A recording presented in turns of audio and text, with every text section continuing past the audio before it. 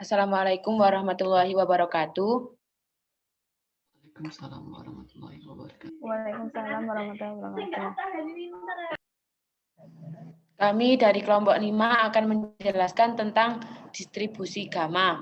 Untuk penjelasan selanjutnya, saya alihkan kepada Mbak Sri Widati.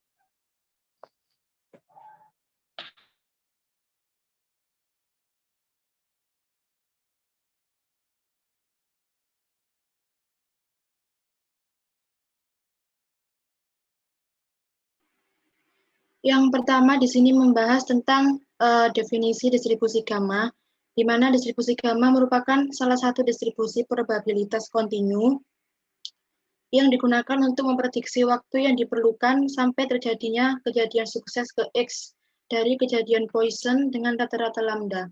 Jadi distribusi gamma ini masih berhubungan dengan distribusi Poisson. Lalu untuk contoh pengaplikasiannya, ini distribusi gamma banyak digunakan dalam teori antrian, juga dalam teori reliabilitas. Untuk dalam teori antrian, digunakan untuk menentukan peluang menunggu lebih dari 5 menit sampai disajikan makanan saat ke kantin dengan 2 orang lain yang mengantri. Jika diketahui rata-rata penyajiannya adalah 5 menit.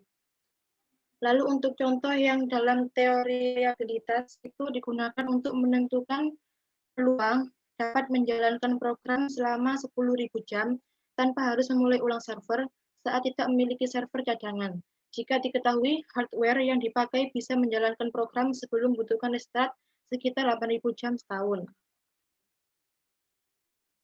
Lalu untuk yang ketiga ada kasus khusus di mana distribusi gamma itu bisa disebut distribusi eksponensial, distribusi chi-squared, atau yang terdistribusi Weibull. Yang distribusi gamma dengan alfa sama dengan 1 disebut distribusi eksponensial. Lalu untuk yang distribusi gamma dengan alfa sama dengan P2, di mana P adalah bilangan bulat dan betanya sama dengan 2 disebut dengan distribusi chi-squared.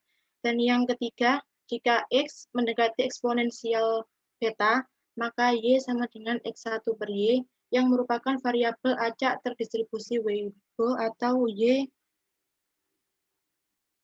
beta. Untuk yang selanjutnya saya silakan kepada Edna.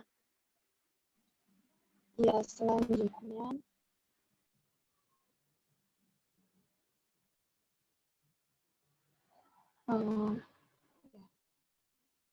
sebelum masuk ke distribusi gamma, kita akan pelajari dulu fungsi gamma karena di dalam distribusi gamma nanti akan digunakan nilai fungsi gamma.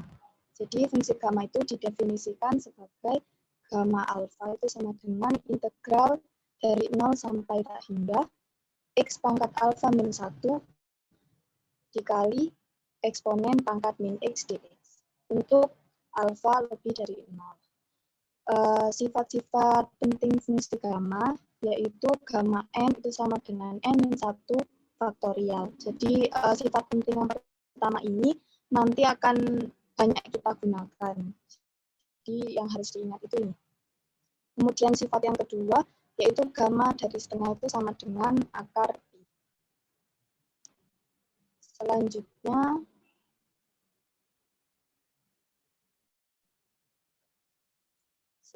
akan dibahas fungsi kepadatan peluangnya atau probability density function-nya. Adalah dinyatakan sebagai fungsi fx dengan parameter alfa dan beta. Fx ini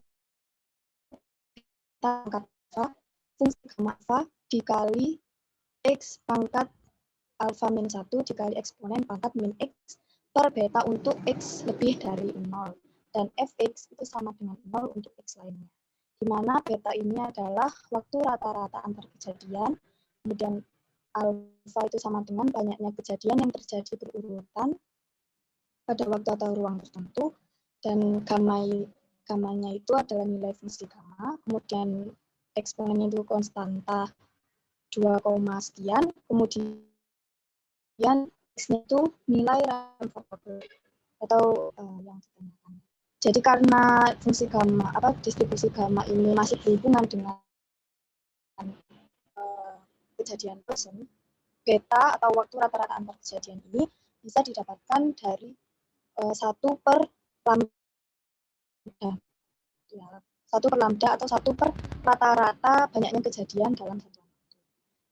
Kemudian selanjutnya ada CDF atau cumulative density function-nya.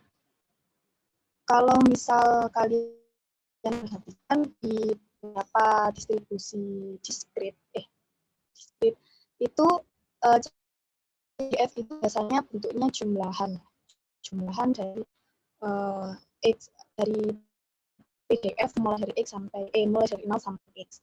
Tapi dalam distribusi kontinu itu bukan menggunakan jumlahan, melainkan menggunakan integral dari 0 sampai X dari PDF. Jadi sama berlaku juga untuk distribusi gamma, karena distribusi gamma itu distribusi kontinu. Jadi cumulative density function-nya itu integral dari 0 sampai X dari X pangkat alpha min 1 kali eksponen beta per fungsi gamma alpha dikali beta pangkat alpha. Kemudian ada min dan variansi.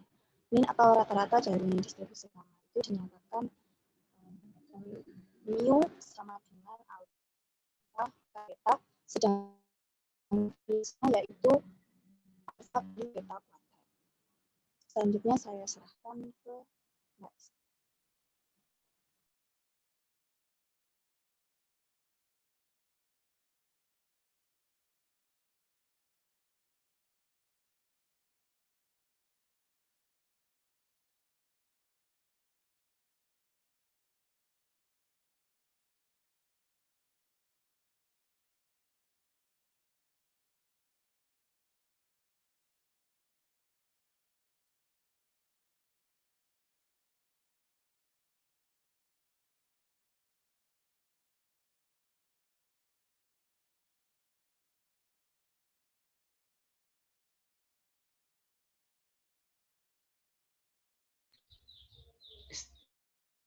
Esti. Iya, oke. Maaf, saya ulangi lagi untuk soal. Para insinyur yang merancang pesawat ulah-alik ruang angkasa generasi berikutnya berencana untuk menyertakan 2 pompa bahan bakar, satu aktif, yang lain sebagai cadangan. Jika pompa utama tidak berfungsi, pompa yang kedua otomatis tersambung.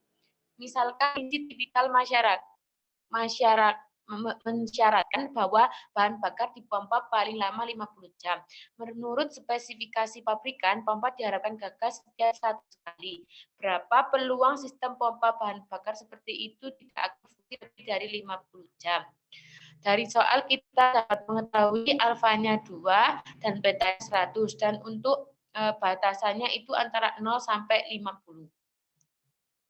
Yang ditanya F kurang dari 50. Kemudian kita masukkan yang diketahui tadi pada rumus yang CDF yang F X A, beta sama dengan P peluang X kurang dari dengan X sama dengan integral dari 0 sampai X pangkat alfa min 1 eksponen X min X per beta per alfa beta pangkat alfa. Kemudian di sini kita ada fungsi gamma 2. Kan fungsi gamma itu banyak sekali, tetapi kita di sini memakai fungsi yang pertama, fungsi gamma yang pertama yang n-1 faktorial. Jadi kan itu fungsi gamma dari 2, maka 2 min 1 sama dengan 1 faktorial, hingga jawabannya 1. Setelah kita mengetahui juga fungsi gammanya, maka akhirnya kita pakai menghitung dengan integral parsial. Dan setelah kita masukkan pada integral parsial, hasilnya 0,09 dan seterusnya, atau bisa didekatkan menjadi 0,1. Mungkin itu penjelasan dari kelompok 5. Apakah ada pertanyaan atau sanggahan dari audiens? Kami persilakan.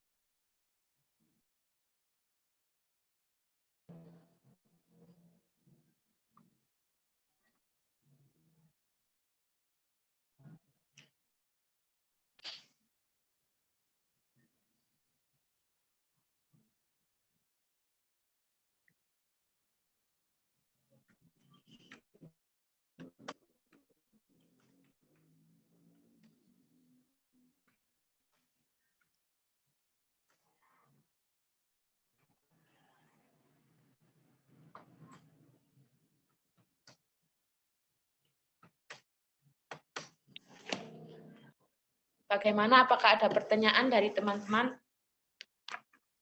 tentang penjelasan kami?